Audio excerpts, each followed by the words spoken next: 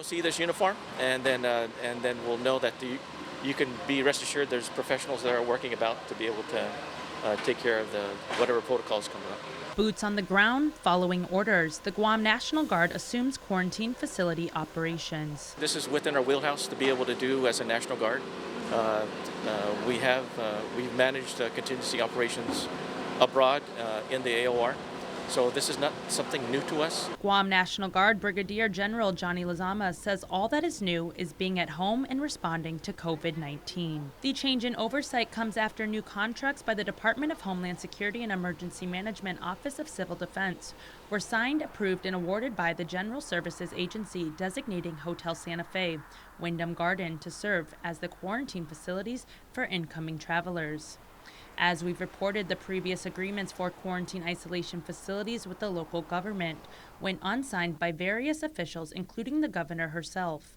According to emails obtained by KUAM via FOIA request, they indicated the governor's legal counsel, Haig Hun, led the negotiations for the procurement of the quarantine isolation facilities.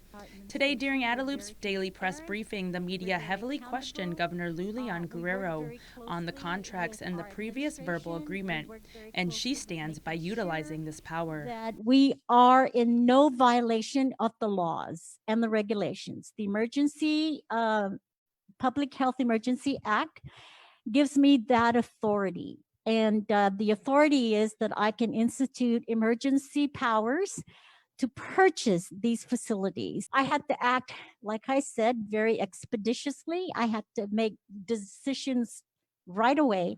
So none of the work and none of the actions, none of the decisions that I have made is incorrect.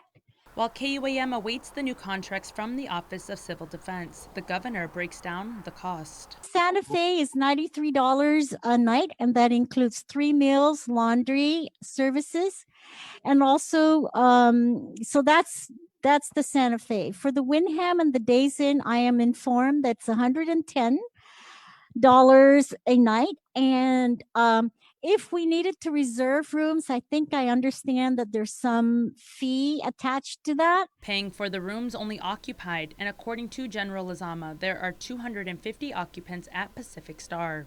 The Guard's first order of business was to transfer the individuals to the 2 new sites. The way it's going to divide up is going to be about 194 rooms between the 2 hotels, which leaves some slack, but it looks like we're going to end up going into another contract or 2 with Guam Homeland and other overflow hotels. KUAM asked Office of Civil Defense Administrator Charles Esteves, and he confirms they are, quote, working to procure more faculties, unquote. All inbound passengers are subject to the mandatory quarantine for 14 days, with an exception for passengers with a diagnostic specimen test 72 hours prior to arriving on Guam and a certified document from a medical provider. We're here, and rest assured the people of Guam knowing that we'll be able to answer the call and carry out whatever mission in a professional manner.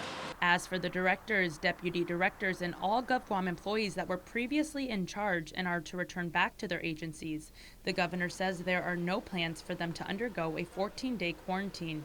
However, testing is a strong possibility.